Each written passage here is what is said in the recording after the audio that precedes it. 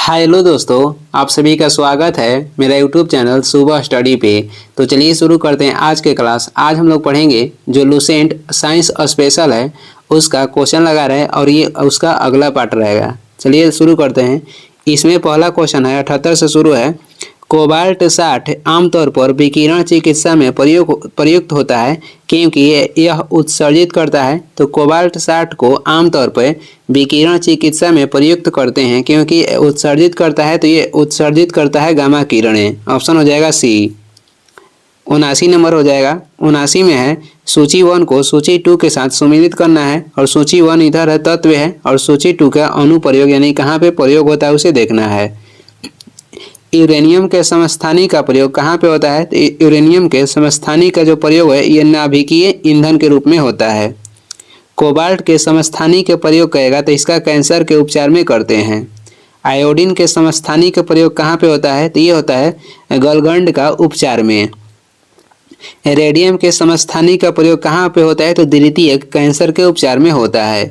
आगे देखेंगे, आगे हो जाएगा। 80 नंबर है किस प्रकार की अभिक्रिया से सबसे अधिक हानिकारक विकिरण पैदा होता है? किस प्रकार की अभिक्रिया से सबसे अधिक हानिकारक विकिरण पैदा होता है? तो ये होता है विखंडन अभिक्रिया से। ऑप्शन हो जाएगा बी। किससे? विखंडन अभिक्रिया से। आगे बढ़ते हैं, अगला क्वेश्चन हो जाएगा परमाणु विखंडन खाली स्थान की प्रक्रिया है। तो परमाणु जो विखंडन है एक भारी परमाणु नाभिक के उपखंड की प्रक्रिया है। ऑप्शन हो जाएगा बी। आगे देखेंगे, 82 नंबर क्वेश्चन हो जाएगा नीचे एक अभिकथन और एक कारण दिया गया है उसे देखते हैं। अभिकथन में है परमाणु विखंडन की घटना अत्यधिक ऊर्जा उत्पन्न करती है। तो ये तो सही है। वह प्रक्रिया जिसमें एक नाभिक 2 भागों में टूट जाता है और परमाणु विखंडन कराता है, ये भी सही है। और इसका क्या है? तो ये इसका व्याख्या भी है। तो इसमें हो जाएगा अभिकथन और कारण दोनों सही है और कारण अभिकथन की उचित व्याख्या भी है। तो ऑप्शन हो जाएगा ए। आगे देखेंगे, 83 नंबर हो जाएगा परमाणु बम किस सिद्धांत पर आधारित है? तो परमाणु जो बम है ये अनियंत्रित नाभिकीय विखंडन पे आधारित है। ऑप्शन हो जाएगा बी। ऑप्शन हो जाएगा बी। आगे देखते हैं, 84 नंबर है परमाणु प्रस्फोटन किसके द्वारा प्रेरित होता है? परमाणु प्रस्फोटन किसके द्वारा प्रेरित होता है? तो ये किसके द्वारा होता है? तो ये अनियंत्रित श्रृंखला विक्रिया के द्वारा प्रेरित होता है। ऑप्शन हो जाएगा डी। आगे बढ़ेंगे, 85 नंबर क्वेश्चन है जापान पर गिराए गए परमाणु बमों के नाम क्या था? तो जापान पे गिराए गए परमाणु बम के पहला जो गिराया गया था 6 अगस्त के उसका नाम था लिटिल बॉय और 9 अगस्त के जो गिराया गया था उसका नाम हो जाएगा फैटमैन। 6 अगस्त के गिराया गया था हिरोशिमा पे और फैटमैन गिराया गया था नागासाकी पे। लिटिल बॉय में किसका प्रयोग किया गया था? यूरेनियम 235 के और फैटमैन में प्रयोग किया गया था प्लूटोनियम 239 का। 86 नंबर हो जाएगा वर्ष 1945 में नागासाकी में गिराए गए बमों में कौन सा विस्फोटक प्रयुक्त किया गया था?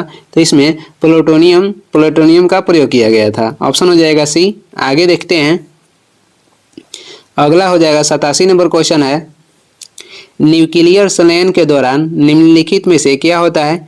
न्यूक्लियर संलयन के दौरान कह रहा है कि निम्नलिखित में से क्या होता है? तो 2 हल्के न्यूक्लियाई मिलकर एक भारी न्यूक्लियस बनाते हैं। 2 हल्के न्यूक्लियाई मिलकर एक भारी न्यूक्लियस बनाते हैं। 88 नंबर क्वेश्चन हो जाएगा निम्नलिखित में से कौन सा सौर ऊर्जा का स्रोत है? तो सौर ऊर्जा का स्रोत हो जाएगा नाभिकीय संलयन। ऑप्शन हो जाएगा बी। आगे देखेंगे, 89 नंबर क्वेश्चन है 89 नंबर में हो जाएगा हाइड्रोजन बम किस सिद्धांत पे आधारित है?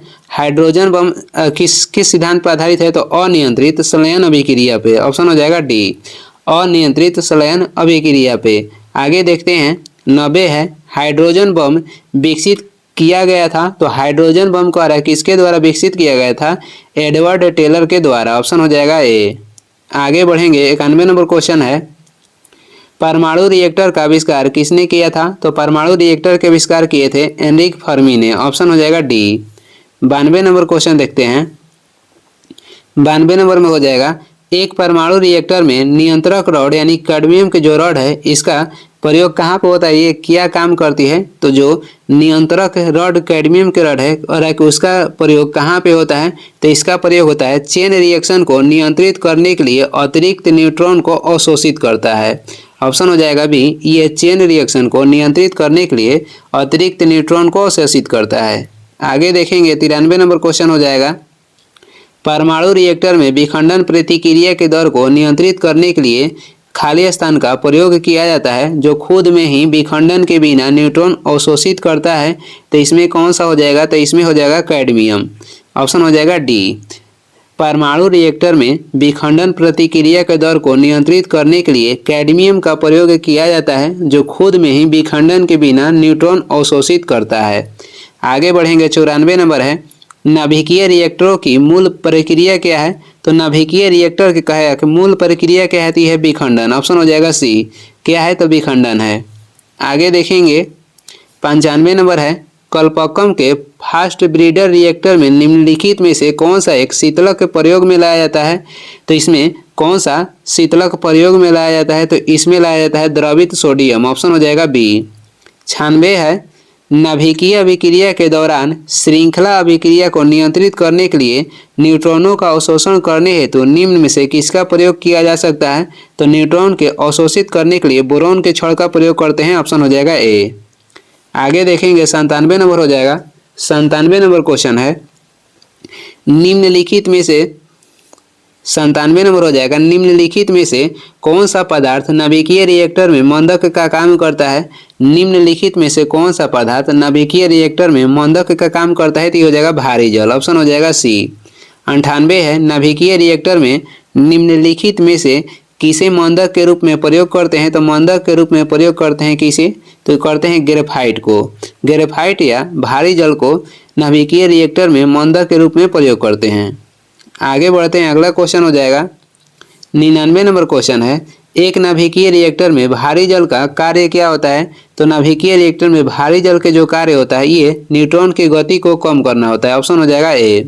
100 नंबर है, किसी परमाणु रिएक्टर में भारी जल क्या होता है, तो किसी परमाणु रिएक्टर में कह रहा है कि भारी जल क्या होता है, तो ये हाइड्रोजन के अपेक्षाकृत भारी समस्थानिक का एक ऑक्साइड होता है। ऑप्शन हो जाएगा डी। आगे बढ़ेंगे 101 नंबर क्वेश्चन है, नाभिकीय संयंत्रों में ग्रेफाइट का उपयोग किया जाता है, तो नाभिकीय संयंत्रों में कह रहा है कि ग्रेफाइट का उपयोग किया जाता है विमंदक की तरह है। ऑप्शन हो जाएगा सी, विमंदक की तरह है। 102 नंबर क्वेश्चन है, न्यूक्लियर रिएक्टरों में विमंदक और प्रशीतक दोनों की तरह प्रयुक्त होने वाला पदार्थ कौन सा है, न्यूक्लियर रिएक्टर में विमंदक और प्रशीतक दोनों की तरह प्रयुक्त होने वाला पदार्थ कहेगा, तो ये इसमें हो जाएगा भारी पानी। ऑप्शन हो जाएगा डी। आगे देखेंगे 103 नंबर क्वेश्चन है, आयनिक यौगिकों के संदर्भ में निम्न कथनों पर विचार कीजिए। तो देखते हैं, आयनिक यौगिक एल्कोहल में अघुलनशील होते हैं, ये सही है। आयनिक यौगिक ठोस अवस्था में विद्युत के सुचालक होते हैं, उपयुक्त में से कौन सा कथन सही है, तो इसमें केवल एक सही है। आयनिक यौगिक ठोस अवस्था में विद्युत के सुचालक नहीं होते हैं, ये एक जो कथन है सही है। आयनिक यौगिक एल्कोहल में अघुलनशील होते हैं, तो एक सही है, दो गलत है, तो इसमें हो जाएगा ए। आगे बढ़ते हैं, 104 नंबर हो जाएगा, NaCl में यह बंध है, तो NaCl में कौन सा बंध है, तो आयनिक बंध है। NaCl यानी सोडियम क्लोराइड में कौन सा बंध पाया जाता है, आयनिक बंध। आगे बढ़ते हैं, ऑप्शन हो जाएगा ए। 105 नंबर क्वेश्चन है, दो परमाणुओं के बीच बंध की खाली स्थान प्रकृति अधिक होती है यदि उनकी विद्युत ऋणात्मकता का अंतर कम होता है। तो कह रहा है कि दो परमाणुओं के बीच जो बंध की खाली स्थान में क्या हो जाएगा, सहसंयोजक हो जाएगा। दो परमाणुओं के बीच के बंध की सहसंयोजक प्रकृति अधिक होती है यदि उनकी विद्युत ऋणात्मकता का अंतर क्या होता है, कम होता है। इसमें हो जाएगा ऑप्शन डी। आगे बढ़ते हैं, अगला क्वेश्चन देखते हैं। 106 नंबर क्वेश्चन हो जाएगा, खाली स्थान बंध पानी के अणु के भीतर परमाणुओं को बांध कर रखता है, तो इसमें हो जाएगा ऑप्शन बी यानी कि ध्रुवीय सहसंयोजक। ध्रुवीय सहसंयोजक बंध पानी के अणु के भीतर परमाणुओं को क्या करता है, तो बांध के रखता है। 107 है, एक धातु के फास्फेट का सूत्र MHPO4 है, इसके क्लोराइड का सूत्र क्या होगा, तो इसके क्लोराइड के सूत्र हो जाएगा MCl2। ऑप्शन हो जाएगा सी, MCl2 इसका हो जाएगा सी। आगे देखते हैं अगला क्वेश्चन है 108 नंबर क्वेश्चन हो जाएगा। बेरियम को आदर्श गैस का इलेक्ट्रॉन विन्यास प्राप्त करने के लिए खाली स्थान इलेक्ट्रॉनों के खोना होता है, तो इसमें 2 इलेक्ट्रॉनों को खोना होता है, क्योंकि जो बेरियम के परमाणु क्रमांक कितना होता है 4, और इसमें से इसे कोष प्राप्त करने के लिए यानी कि पूर्ण रूप से भरने के लिए तो 2 चाहिए, जो कि 2 8 8 होता है ना, तो इसमें हो जाएगा 2 खोएगा, तो इसमें एक जो कोष है ये पूर्ण हो जाएगा। आगे देखते हैं 9 नंबर क्वेश्चन हो जाएगा। 109 नंबर है, ऑक्सीकरण प्रतिक्रिया में निम्नलिखित में से क्या होता है? तो ऑक्सीकरण प्रतिक्रिया में इलेक्ट्रॉन की कमी होती है। ऑप्शन हो जाएगा बी। 110 नंबर क्वेश्चन देखेंगे, ऑक्सीकरण जिसे उपचयन भी कहते हैं, इसमें क्या होता है? तो ऑक्सीकरण में किसी पदार्थ से हाइड्रोजन विस्थापित होता है, ये सही है। ऑक्सीकरण में किसी पदार्थ से क्या होता है? तो हाइड्रोजन विस्थापित होता है। और दूसरा देखते हैं, किसी पदार्थ में धन विद्युत तत्व जोड़ा जाता है, धन विद्युतीय तत्व का अनुपात बढ़ता है, ये गलत है। तो इसमें हो जाएगा कथन एक सही है, तो ऑप्शन हो जाएगा ए। आगे देखेंगे अगला क्वेश्चन है, अगला क्वेश्चन देखते हैं 111 नंबर हो जाएगा। निम्नलिखित रासायनिक तत्वों में से किस एक तत्व की अपने सभी यौगिक में ऑक्सीकरण अवस्था समान होती है? तो इसमें किसमें हो जाएगा? तो फ्लोरीन में। ऑप्शन हो जाएगा बी। 112 है, इसका ऑक्सीकरण अंक सदैव 1 होता है, तो फ्लोरीन के जो है फ्लोरीन का हो जाएगा ऑक्सीकरण अंक सदैव क्या होता है? तो 1 होता है। 113 है, OF2 में ऑक्सीजन की ऑक्सीकरण अवस्था क्या है? तो इसमें हो जाएगा +2। V2O5 में वेनेडियम की ऑक्सीकरण अवस्था क्या है? तो वेनेडियम का हो जाएगा +5, तो इसमें हो जाएगा +5, तो ऑप्शन हो जाएगा डी। आगे देखेंगे अगला क्वेश्चन हो जाएगा 115 नंबर है, निम्नलिखित में सबसे प्रबल ऑक्सीकारक एजेंट क्या है? तो सबसे प्रबल ऑक्सीकारक एजेंट कहेगा तो इसमें से हो जाएगा फ्लोरीन। ऑप्शन है सी। आगे देखेंगे 116 नंबर क्वेश्चन है, निम्नलिखित में से कौन सी एक अपचायी अभिक्रिया है? तो इसमें अपचायी अभिक्रिया हो जाएगा 2HgO अभिक्रिया करके 2Hg प्लस ऑक्सीजन मुक्त करता है, तो ऑप्शन हो जाएगा सी। 117 नंबर है, अभिक्रिया ZnO प्लस C अभिक्रिया करके अभिक्रिया कर रहा है कि ZnO प्लस C अभिक्रिया करके Zn प्लस CO में C क्या है? तो इसमें कह रहा है कि C निम्नलिखित में से किस एक के रूप में कार्य करता है? तो जो इसमें C जो कार्य करता है किस रूप में कार्य करता है? तो अपचायक के रूप में कार्य करता है। ऑप्शन हो जाएगा डी। आगे देखेंगे 118 नंबर है, सूची 1 को सूची 2 के साथ मिलान करना है।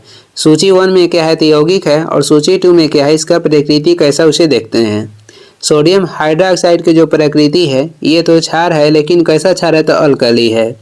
कैल्शियम ऑक्साइड कहेगा तो ये भी क्षार है, लेकिन कैसा है? तो ये बेस क्षार है। एसेटिक अम्ल कहेगा तो एसेटिक जो अम्ल है ये एसेटिक अम्ल क्षीण अम्ल है। कैसा अम्ल है? तो क्षीण अम्ल है। हाइड्रोक्लोरिक अम्ल कहेगा तो ये हो जाएगा प्रबल अम्ल। आगे बढ़ते हैं 119 नंबर हो जाएगा, एम्फोटेरिक यानी कि उभयधर्मी पदार्थ किस रूप में क्रिया करता है? तो उभयधर्मी जो पदार्थ है ये किस रूप में क्रिया करता है? अम्ल और क्षार दोनों के रूप में, अम्ल और क्षार दोनों के रूप में ये क्रिया करता है। यदि एक पदार्थ का pH मान 7 से कम होता है तो इसे माना जाएगा एसिड तेजाब। ऑप्शन हो जाएगा सी। 121 है, अम्ल वर्षा का pH मान कितना होता है? तो अम्ल वर्षा का pH मान 5.5 या कम होता है। ऑप्शन हो जाएगा ए। आगे बढ़ेंगे अगला क्वेश्चन हो जाएगा, बहु आसुत जल के एक नमूने का pH मान है, तो बहु आसुत जल के एक नमूने के pH मान हो जाएगा 0 के अति निकट। ऑप्शन हो जाएगा सी। मानव रक्त के pH का अनुमानित मान क्या है? तो मानव रक्त के pH मान होता है 7.4। आगे बढ़ेंगे 124 है, 0 के बराबर pH वाला विलयन होता है, तो 0 के कह रहा है कि 0 के बराबर pH वाला विलयन होता है, तो ये अत्यधिक अम्लीय विलयन होता है। ऑप्शन हो जाएगा बी, अत्यधिक अम्लीय विलयन। आगे बढ़ते हैं 125 नंबर हो जाएगा, मानव शरीर किस pH रेंज से कार्य करता है? तो ये करता है 7.2 से 7.8 तक। ऑप्शन हो जाएगा बी। निम्नलिखित में से कौन सा प्रबल विद्युत अपघटय है? तो निम्नलिखित में से कौन कह रहा है कि प्रबल विद्युत अपघटय है? तो तो इसमें हो जाएगा हाइड्रोक्लोरिक एसिड, ऑप्शन हो जाएगा ए। दूध क्या है तो दूध ये पायस के उदाहरण हो जाएगा, ऑप्शन ए हो जाएगा। 128 नंबर है, जब दो तरल पदार्थ एक दूसरे में घुलते नहीं हैं और सॉल्यूशन नहीं बनाते हैं तो उसे क्या कहते हैं, तो उसे कहा जाएगा अभिसरणीय, यानी कि इमलिसिबल। इमलिसिबल इसे कहा जाता है अभिसरणीय। जब दो तरल पदार्थ एक दूसरे में घुलते नहीं और सॉल्यूशन नहीं बनाते हैं तो उसे क्या कहते हैं, तो उसे अभिसरणीय कहते हैं। शक्कर के घोल में, शक्कर एक खाली स्थान है तो शक्कर के घोल में शक्कर की क्या है तो घुला हुआ पदार्थ है, ऑप्शन हो जाएगा बी। आगे देखेंगे मक्खन कोलाइड कब बनता है, तो मक्खन कोलाइड कह रहा है कब बनता है, जब वसा की गुलिकाएं पानी में छितरे जाते हैं तब बनता है, ऑप्शन हो जाएगा सी। ऑस्मोग किसका संयोजक है, ऑस्मोग किसका संयोजन है, तो ये किसका है तो धुआं और कोहरा के, ऑप्शन हो जाएगा डी। आगे देखेंगे 132 हो जाएगा, एक घोल किसकी कोलाइडी विलयन होता है, तो एक घोल द्रव्य में द्रव्य के कोलाइडी विलयन होता है, ऑप्शन हो जाएगा ए। निम्न में से कौन सा नियम गैस से संबंधित नहीं है, तो बॉयल के नियम है, एवोगाड्रो के नियम भी है, चार्ल्स के नियम भी है। तो इसमें क्वेश्चन में करा था कौन नहीं है, तो जूल के नियम ये गैस से संबंधित नहीं हो जाए, ऑप्शन हो जाएगा बी। आगे बढ़ेंगे, कौन सा समीकरण चार्ल्स को प्रकट करता है, यानी कि चार्ल्स नियम को कौन सा समीकरण प्रकट करता है, तो इसमें हो जाएगा ऑप्शन सी। आयतन जो होता है ये ताप के डायरेक्टली प्रोपोर्शनल टू होता है, ऑप्शन हो जाएगा सी। आगे देखेंगे 135 नंबर है, समान तापमान एवं दबाव पर सभी गैसों के समान आयतन में अणुओं की संख्या बराबर होती है, इस नियम को क्या कहा जाता है, तो सभी कहेगा समान, तो ये हो जाएगा एवोगाड्रो का नियम, ऑप्शन हो जाएगा सी। किसी गैस का आणविक द्रव्यमान खाली स्थान होता है तो किसी गैस के जो आणविक द्रव्यमान है उसके वाष्प दाब के दुगना होता है, किसी गैस के आणविक द्रव्यमान उसके वाष्प दाब के दुगना होता है, ऑप्शन हो जाएगा ए। आगे बढ़ते हैं 137 नंबर है, परम शून्य को किस प्रकार परिभाषित किया जाता है, तो वह तापमान जिस पर सभी आणविक गतिविधि बंद हो जाती है, ऑप्शन हो जाएगा ए।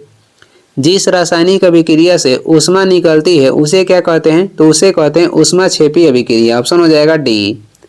आगे देखेंगे 139 है, निम्न में से कौन सी रासायनिक प्रतिक्रिया की प्रकृति हमेशा ऊष्माशोषी होती है, तो हमेशा करा कि किस अभिक्रिया की प्रकृति हमेशा ऊष्माशोषी होता है, तो ये हो जाएगा अपघटन प्रतिक्रिया, ऑप्शन हो जाएगा बी, अपघटन प्रतिक्रिया।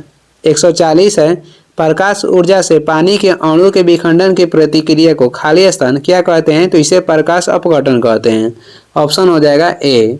आगे बढ़ेंगे 141 हो जाएगा। 141 नंबर क्वेश्चन है, वर्तमान में हमारे द्वारा उपयोग किए जाने वाले रासायनिक प्रतीकों की उपयोग विधि किसने तैयार की थी, तो प्रतीक के खोज कौन किए थे, तो बर्जीलियस किए थे, ऑप्शन हो जाएगा सी। 142 है, निम्न में से कौन सा रासायनिक प्रतीकों के बारे में सच नहीं है, तो देखते हैं, यह तत्वों के नामों के लिए एक आशुलिपि यानी कि शॉर्ट हैंड संकेतन है, ये तो सही है। यह प्रतीक एक या दो अक्षरों के होते हैं, ये भी सही है। क्लोरीन के लिए रासायनिक प्रतीक Cl है, ये भी सही है। यह जेम्स चैडविक और जे थॉमसन द्वारा प्रस्तावित किए गए थे, ये गलत है क्योंकि यह प्रतीक कौन दिए थे, तो बर्जीलियस दिए थे। इसमें कह कौन सा कथन गलत है, तो डी हो जाएगा। आगे देखेंगे 143 हो जाएगा, निम्नलिखित में से किसे औरम कहा जाता है, तो औरम कहा जाता है किसे, ये औरम जो है सोना का लैटिन नाम है, तो ऑप्शन हो जाएगा बी। भविष्य का ईंधन किसे कहा जाता है, भविष्य के ईंधन कहते हैं हाइड्रोजन को, ऑप्शन हो जाएगा ए। निम्न में से किस एक का ईंधन मान अधिकतम होता है, तो अधिकतम होता है हाइड्रोजन के ईंधन मान, ऑप्शन हो जाएगा ए। आगे बढ़ेंगे 146 है, प्रति ग्राम ईंधन द्वारा मोचित ऊर्जा की दृष्टि से निम्न में से सर्वोत्तम ईंधन कौन सा है, तो इसमें से निम्न में से सर्वोत्तम ईंधन हो जाएगा हाइड्रोजन, ऑप्शन हो जाएगा ए। निम्न में से कौन से ईंधन से सबसे कम पर्यावरण प्रदूषण होता है, कौन से ईंधन से सबसे कम पर्यावरण प्रदूषण होता है, तो हाइड्रोजन ईंधन से, ऑप्शन हो जाएगा सी। आगे बढ़ेंगे, भाप अंगार गैस या वाटर गैस किसका मिश्रण होता है, तो भाप जो अंगार गैस है ये कार्बन मोनोऑक्साइड और हाइड्रोजन के मिश्रण होता है, यानी CO+H2, ऑप्शन हो जाएगा बी। निम्नलिखित में से कौन सा एक भाप अंगार गैस है? तो भाप अंगार गैस किसे कहते हैं? कार्बन मोनोऑक्साइड और किसे? तो जल को। कार्बन मोनोऑक्साइड और हाइड्रोजन को। तो ऑप्शन हो जाएगा ए। ऑप्शन हो जाएगा ए। आगे देखेंगे 150 है, निम्नलिखित में से किसका प्रयोग नोदक या रॉकेट में ईंधन के रूप में किया जा सकता है? तो इसमें किया जा सकता है द्रव्य हाइड्रोजन प्लस द्रव्य ऑक्सीजन का प्रयोग। ऑप्शन हो जाएगा डी। एलपीजी में एक हाइड्रोकार्बन है जिसमें मिश्रण होता है, तो एलपीजी में किसका मिश्रण होता है? तो इसमें प्रोपेन और ब्यूटेन का मिश्रण होता है। ऑप्शन हो जाएगा सी, प्रोपेन और ब्यूटेन का मिश्रण होता है। आगे बढ़ते हैं 152 हो जाएगा, निम्न में से किसका उपयोग खाना पकाने के लिए किया जाता है? तो खाना पकाने के लिए कह रहा है किसका प्रयोग होता है? तो इसमें होता है द्रवीकृत पेट्रोलियम गैस के। ऑप्शन हो जाएगा सी। आगे देखेंगे अगला क्वेश्चन है, अगला क्वेश्चन में है नीचे एक अभिकथन और एक कारण दिया गया है, उसे देखते हैं। अभिकथन और कारण को देखते हैं। घरेलू गैस सिलेंडरों में होने वाले रिसाव को पता लगाया जा सकता है, ये तो सही है। और एलपीजी की जो गंध होती है तीव्र होती है, तीव्र ना होती है। एलपीजी में लीक होने से मतलब एलपीजी में जो गैस लीक होने के लिए उसे इंडिकेट करने के लिए उसमें क्या मिलाया जाता है? तो सल्फर के यौगिक, इसे कह सकते हैं इथाइल मर्केप्टन। ये क्यों मिलाया जाता है? क्योंकि घरेलू गैस लीक हो उसे पता चल जाए सुगंध से। तो इसमें एक कथन जो अभिकथन ए है सही है, तो ऑप्शन हो जाएगा ए सही है और लेकिन आर गलत है। ऑप्शन हो जाएगा डी। आगे देखेंगे 154 नंबर क्वेश्चन है, खाली स्थान की उपस्थिति के कारण हमें वह गंध महसूस होता है जिससे एलपीजी सिलेंडर लीक होने के कारण पता चलता है, तो इसमें होता है सल्फर के यौगिक। ऑप्शन हो जाएगा सी। आगे है सूची 1 को सूची 2 के साथ मिलान करना है। सूची 1 में क्या है? तो ईंधन गैस है। और सूची 2 में क्या है? तो प्रमुख घटक है। सीएनजी में क्या होता है? तो सीएनजी में मीथेन प्लस इथेन होता है। एलपीजी में क्या है? तो एलपीजी किसका मिश्रण है? तो ये ब्यूटेन और प्रोपेन का मिश्रण है। ब्यूटेन और प्रोपेन का ये मिश्रण है। कोल गैस में क्या होता है? तो कोल गैस में होता है हाइड्रोजन, मीथेन और कार्बन मोनोऑक्साइड होता है। और जल गैस में क्या होता है? तो कार्बन मोनोऑक्साइड प्लस हाइड्रोजन होता है। आगे बढ़ते हैं 156 हो जाएगा, निम्न में से कौन संपीड़ित प्राकृतिक गैस में अनुपस्थिति होता है? तो अनुपस्थित होता है इसमें कौन? तो कार्बन डाइऑक्साइड होता है। बायोगैस संयंत्र से निष्कासित निम्नलिखित में से कौन सी गैस ईंधन गैस के रूप में उपयोग होती है? तो इसमें हो जाएगा मीथेन। आगे बढ़ते हैं, बायोगैस को किस अन्य नाम से भी जाना जाता है? तो इसे गोबर गैस प्लांट भी कहते हैं। ऑप्शन हो जाएगा सी। निम्न में से किसने गोबर गैस प्रणाली का आविष्कार किया? तो ये किए थे सीबी देसाई। निम्नलिखित में से किसने लॉ ऑफ ऑक्टिव दिया था? तो ये दिए थे न्यूलैंड्स ने। आगे देखेंगे आधुनिक आवर्त सारणी का आविष्कार किसने किया था? तो आधुनिक आवर्त सारणी कहेगा तो आविष्कार किए थे मोसले। कौन किए थे? तो ये किए थे मोसले। आधुनिक आवर्त सारणी के खोज 1913 में। और केवल कहेगा आवर्त सारणी की खोज तो मेल्डिव किए थे 1869 में। मूल तत्वों की आवर्त सारणी बनाने वाले पहले वैज्ञानिक कौन थे? तो मूल तत्वों की आवर्त सारणी बनाने वाले पहले वैज्ञानिक थे कौन? तो मेल्डिव थे। ऑप्शन हो जाएगा सी। कौन थे? तो मेल्डिव थे। आगे बढ़ते हैं, अगला क्वेश्चन हो जाएगा 163 नंबर है, दमित्री मेंडलीफ ने क्या तैयार किया था? तो दमित्री मेंडलीफ ने कह रहा कि क्या तैयार किया था? तो रासायनिक तत्वों की आवर्त सारणी तैयार किए थे। ऑप्शन हो जाएगा बी और ये किए थे 1869 में। अगला क्वेश्चन है 164 नंबर हो जाएगा, नील बोहर के आधुनिक आवर्त सारणी के संदर्भ में निम्न में से क्या सही नहीं है? तो ये देखते हैं। हर आवर्त के अंतिम तत्व में 8 संयोजक इलेक्ट्रॉन होते हैं सिवाय हीलियम के, जिसमें के 2 होते हैं, ये भी सही है। समूह 3 से 12 के तत्वों को पारगमन तत्व कहा जाता है, ये भी सही है। तो ये 2 कथन सही है। बाकी जो 2 कथन है देखते हैं। सी में हो जाएगा, वह तत्व जिनकी अणु संख्या यानी कि परमाणु जो संख्या है 57 से 71 होती है उन्हें लैंथेनाइड श्रृंखला कहा जाता है। यही गलत है, क्योंकि लैंथेनाइड श्रृंखला में जो परमाणु क्रमांक कितना से होता है? तो ये होता है 50 से 71 तक जो तत्व होते हैं उन्हें क्या कहता है? तो लैंथेनाइड कहा जाता है। कथन जो डी है देखते हैं, वह तत्व जिनकी अणु संख्या 89 से 103 होती है उन्हें एक्टिनाइड श्रृंखला कहा जाता है। ये सही है। आधुनिक आवर्त सारणी में कितने समूह और कितने आवर्त है? तो इसमें 18 समूह और 7 आवर्त है। ऑप्शन हो जाएगा बी। और वही कहेगा जो मेंडलीव ने आवर्त सारणी बनाई थी उसमें समूह की संख्या कितनी थी? 9 और आवर्त की संख्या 7। और ये बनाए थे कौन? ये बनाए थे मोसले आधुनिक आवर्त सारणी, जो कि कब बनाए थे? तो 1913 में। 166 है, किस वर्ष जॉन एलेक्जेंडर लीलैंड ने परमाणु भार के क्रम में व्यवस्थित रासायनिक तत्वों को आवर्तिता का प्रस्ताव देते हुए अष्टक के नियम की एक नई अवधारणा प्रतिपादित की? तो ये किए थे 1865 में। ऑप्शन हो जाएगा बी। कब किए थे? तो 1865 में। आवर्त सारणी में किस तत्व की उच्चतम इलेक्ट्रॉन बंधुता होती है? तो क्लोरीन को होती है। ऑप्शन हो जाएगा बी। 168 है, आवर्त सारणी में ऐसे कितने तत्व हैं जिनमें प्रत्येक तत्व एक नाम का प्रतीकात्मक निरूपण एकल वर्णमाला द्वारा होता है? तो उसका कह रहा है कि उसके जो प्रतीक है एकल वर्णमाला के द्वारा होता है। तो ऐसे तत्व हो जाएंगे 14 है। मेंडलीफ अपनी आवर्त सारणी में खाली स्थान को सही स्थिति प्रदान नहीं कर सका। तो मेंडलीफ अपनी आवर्त सारणी में किसको? तो हाइड्रोजन को सही स्थिति प्रदान नहीं कर सके थे। आगे देखेंगे, अगला हो जाएगा निम्नलिखित में से कौन सा एक तत्व उपधातु है? तो इसमें उपधातु हो जाएगा सिलिकॉन। ऑप्शन है डी। निम्नलिखित में से कौन सी एक क्षारीय मृदा धातु नहीं है? तो इसमें से क्षारीय मृदा धातु नहीं है सोडियम। ऑप्शन हो जाएगा सी। आगे देखेंगे 172 है, क्षारीय मृदा धातुओं के परमाणु क्रमांक के अनुसार निम्नलिखित में से कौन सा क्रम सही है? तो इसमें कह रहा है कि क्षारीय मृदा धातुओं के परमाणु क्रमांक के अनुसार कौन सा इसमें से क्रम सही है? तो इसमें हो जाएगा ऑप्शन ए। आगे परमाणु क्रमांक देख लेते हैं और परमाणु क्रमांक के अनुसार इसे क्षारीय मृदा धातु को सजाना है। तो बेरियम के हो जाएगा, ये बेरिलियम है, बेरिलियम को हो जाएगा परमाणु क्रमांक 4, मैग्नीशियम को होता है 12, कैल्शियम को हो जाएगा 20 और स्टैंटियम को हो जाएगा कितना? 38 और ये हो जाएगा बेरियम जिसका होता है 56। तो ये परमाणु क्रमांक के अनुसार ये सजाया गया है क्षारीय मृदा धातुओं को।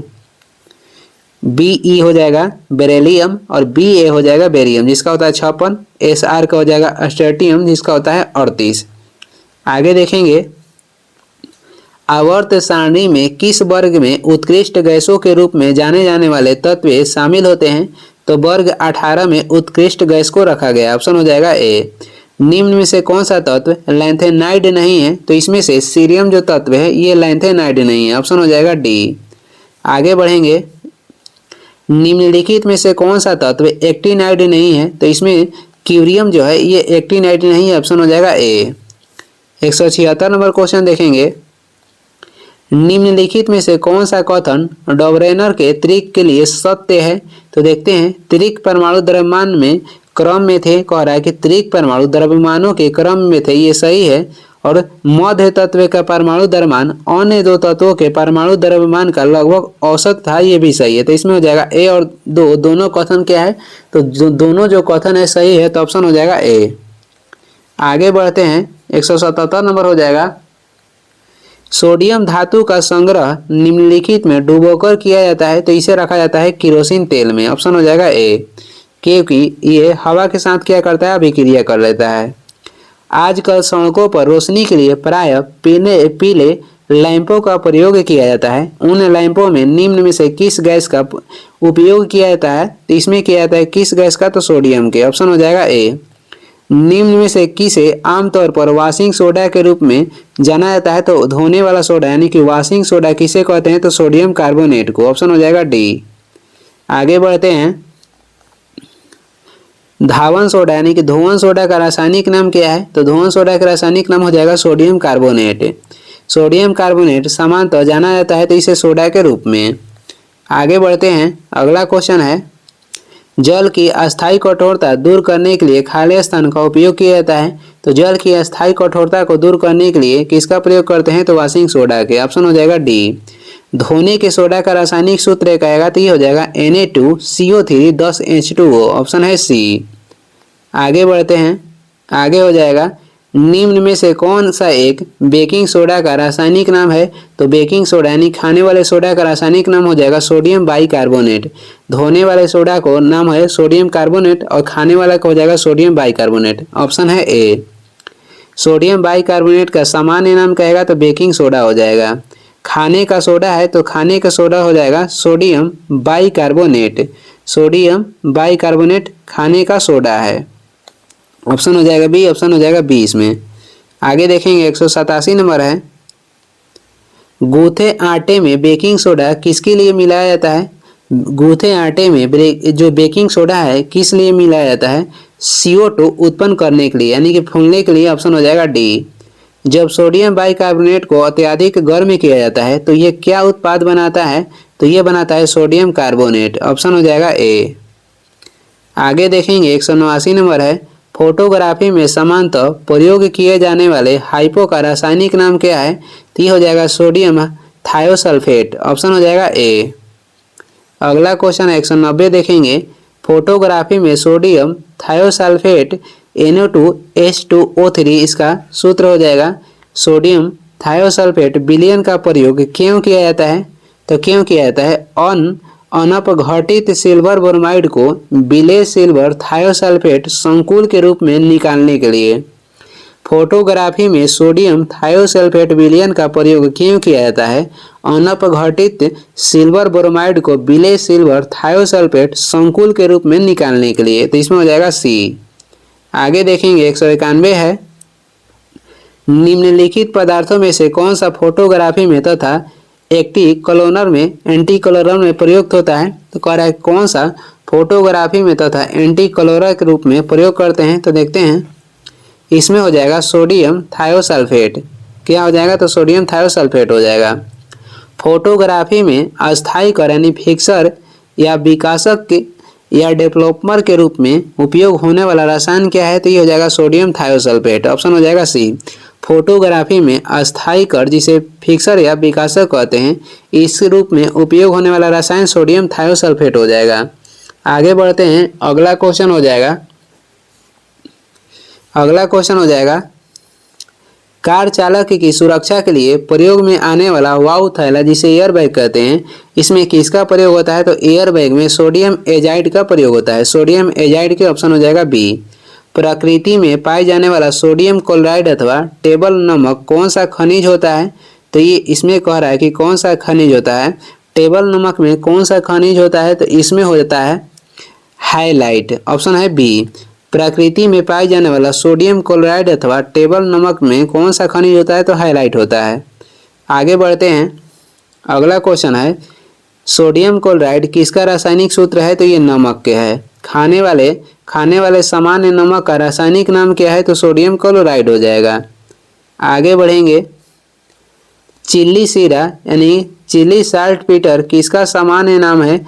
चिली साल्ट पीटर किसका सामान्य नाम है? तो ये सामान्य नाम हो जाएगा सोडियम नाइट्रेट का। ऑप्शन है बी। कास्टिक सोडा का रासायनिक नाम क्या है? तो कास्टिक सोडा का रासायनिक नाम हो जाएगा सोडियम हाइड्रोक्साइड। ऑप्शन है डी। आगे बढ़ते हैं, निम्नलिखित तत्वों में से कौन सा एक ठोस हाइड्रोजन कार्बोनेट नहीं बनाता है? निम्नलिखित तत्वों में से कौन सा एक ठोस हाइड्रोजन कार्बोनेट नहीं बनाता है? तो इसमें कौन नहीं बनाता है? तो पोटेशियम। पोटेशियम नाइट्रेट का प्रयोग कहाँ पे होता है? तो इसका प्रयोग होता है उर्वरक के उत्पादन में। ऑप्शन हो जाएगा बी। आगे बढ़ते हैं, बारूद बनाने में निम्नलिखित में से किस एक का इस्तेमाल किया जाता है? तो बारूद बनाने में पोटेशियम नाइट्रेट का प्रयोग होता है। ऑप्शन है बी। गन पाउडर किस मिश्रण से बनता है? तो ये बनता है चारकोल सल्फर पोटेशियम नाइट्रेट के मिश्रण से। ऑप्शन हो जाएगा सी। ऑप्शन हो जाएगा सी। आगे बढ़ते हैं, 203 नंबर क्वेश्चन हो जाएगा, समुद्र के पानी से कौन सी धातु निकाली जाती है? तो समुद्र के पानी से मैग्नीशियम धातु निकाली जाती है। अति मुलायम खनिज टाल्क यानी कि जिसे सोप स्टोन कहते हैं, ये मुख्यतः है अति मुलायम खनिज टाल्क जिसे सोप स्टोन कहते हैं, ये मुख्यतः क्या है? तो ये आपसे पूछ रहा है क्या है? तो ये मैग्नीशियम सिलिकेट है। ऑप्शन हो जाएगा डी। अति मुलायम खनिज मुख्यतः क्या है जिसे टाल्क कहते हैं? तो मैग्नीशियम सिलिकेट है। और ये इस वीडियो के लास्ट क्वेश्चन है। वीडियो को लास्ट तक देखने के लिए धन्यवाद।